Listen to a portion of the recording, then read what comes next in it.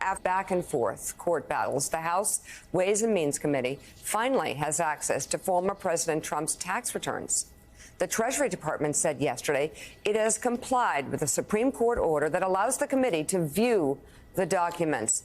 A Democrat on the panel tells NBC News committee members expect to learn more about Trump's taxes during a meeting later today. At this point, it's unclear what Democrats plan to do with the documents.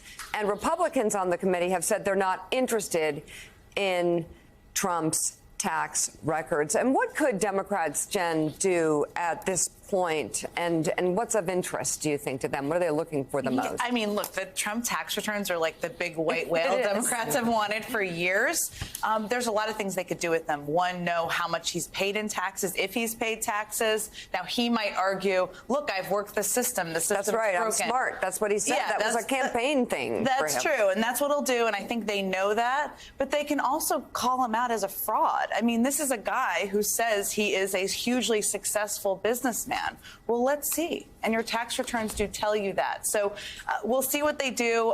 My bet is they're going to really dive into it and figure out how to trickle this out. Yeah, Joe?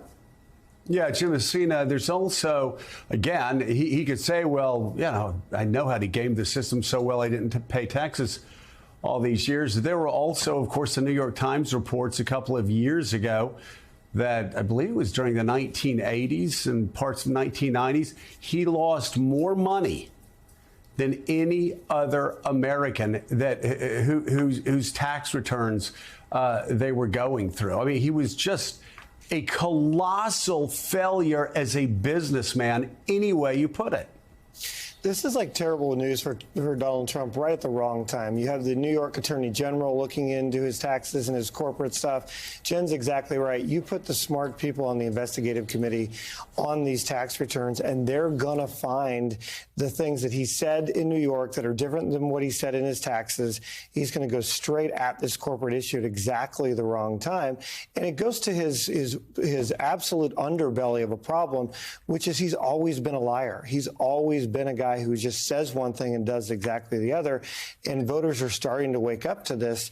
But the worst part is he's now got real people with subpoena power with these taxes who are not going to stop. And whatever they have when Republicans take over, they're just going to hand it to the New York Attorney General, and she's going to continue this investigation. So David Ignatius will get a sense of where he got his money from as well, perhaps?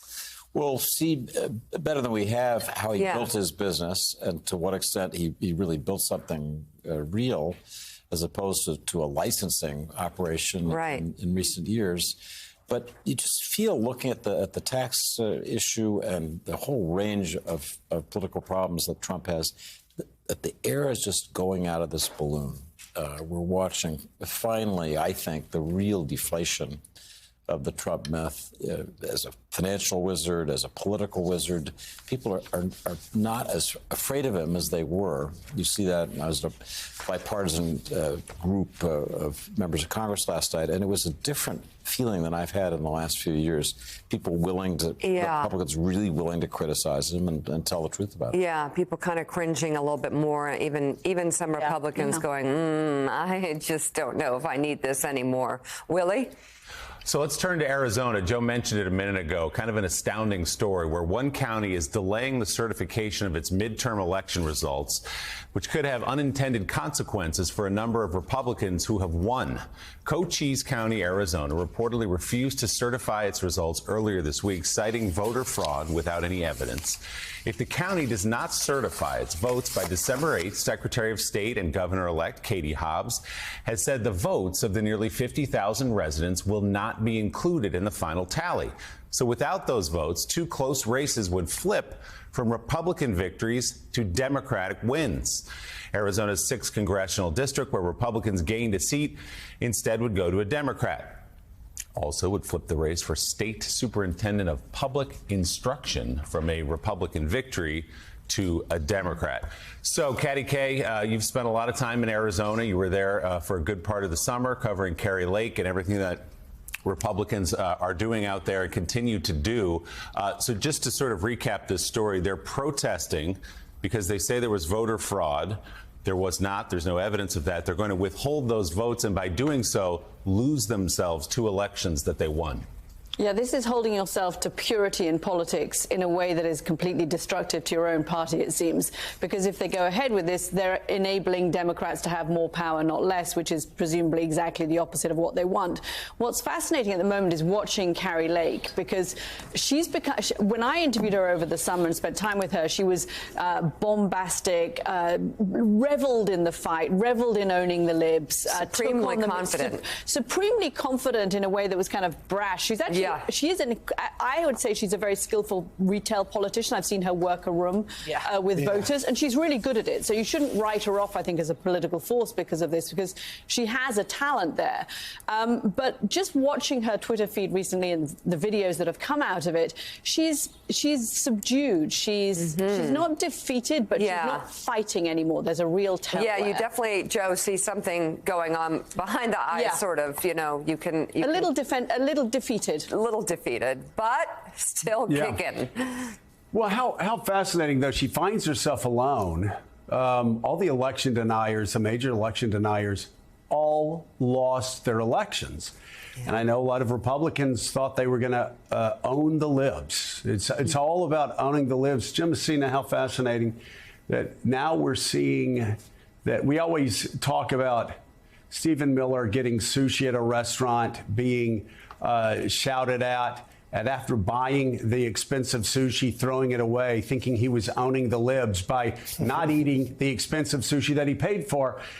This takes it to, I guess, its natural conclusion where they're now wanting to own the libs by losing elections directly. I mean, but you look at this, you just overall, conservatives, Trumpers have built this cottage industry where they're like, okay, well, we can make millions of dollars owning the libs, writing books. We can make millions of dollars owning the libs, doing podcasts. We can make millions of dollars owning the libs on a cable news primetime show. We can make millions of dollars owning the libs, starting websites, which is all great. I mean, they can, right? If that's what they want to do.